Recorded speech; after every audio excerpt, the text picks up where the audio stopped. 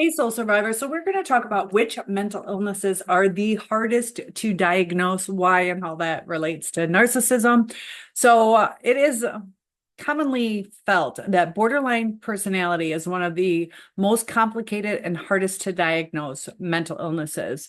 Though dissociative identity disorder, known as DID, and certain neurocognitive disorders like schizoaffective disorder, those can also be highly challenging. But this is why BPD, borderline personality disorder, is so particularly difficult.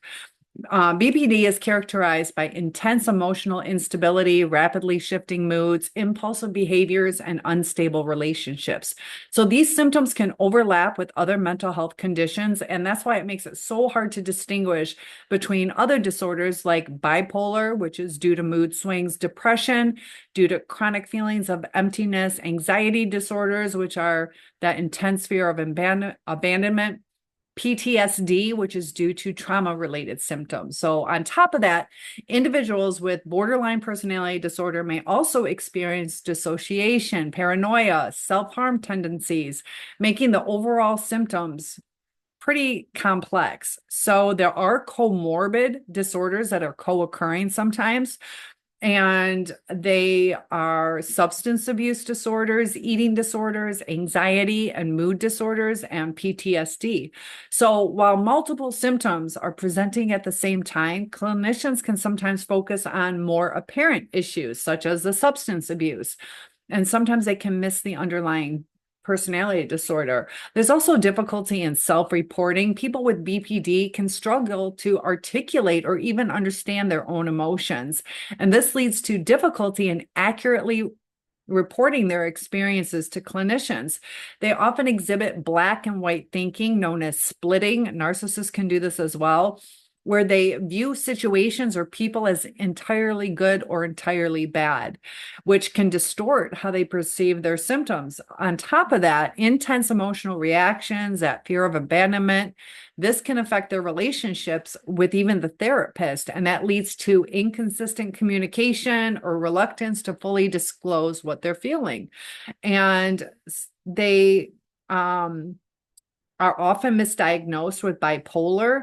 I had a friend, she went through that for years where they thought she was bipolar. And I personally feel borderline is more of a fit for her, probably a little histrionic in that as well. But both disorders involve mood instability. But bipolar, the mood changes can occur in distinct episodes. You got your mania and your depression. BPD, borderline mood shifts, are rapid and reactive to environmental stressors.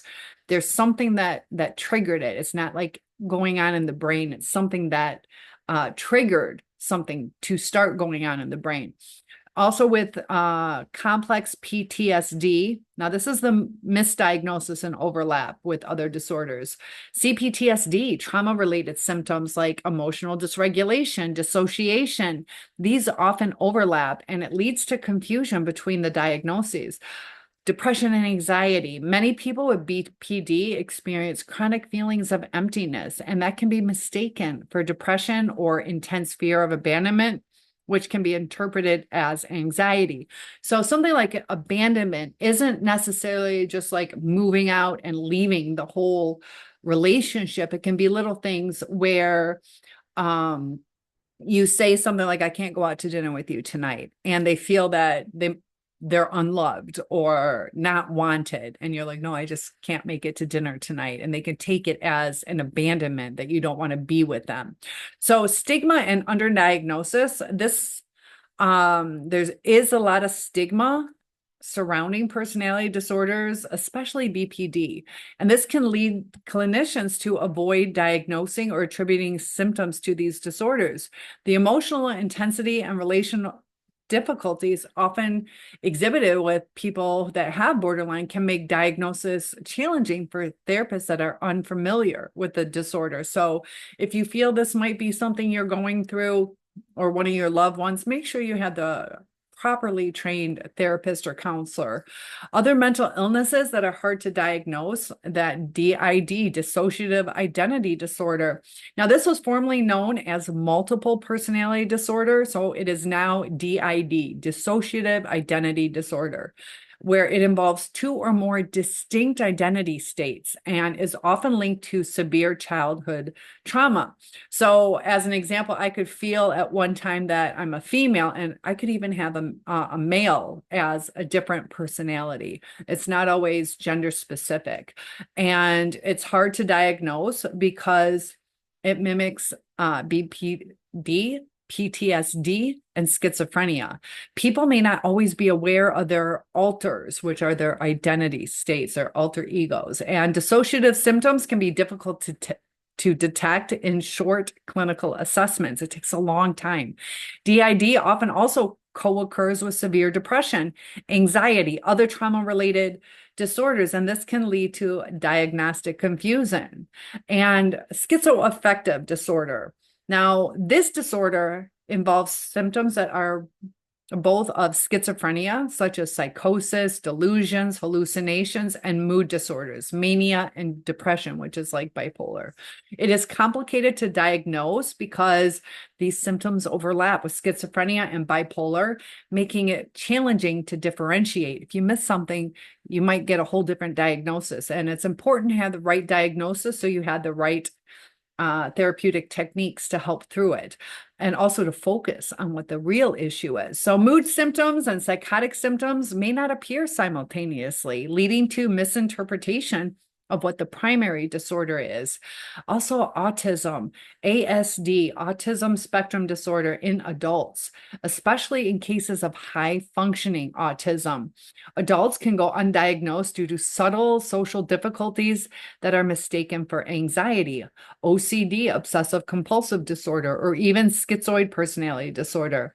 The spectrum nature of the disorder means symptoms vary widely. Some individuals can develop coping mechanisms.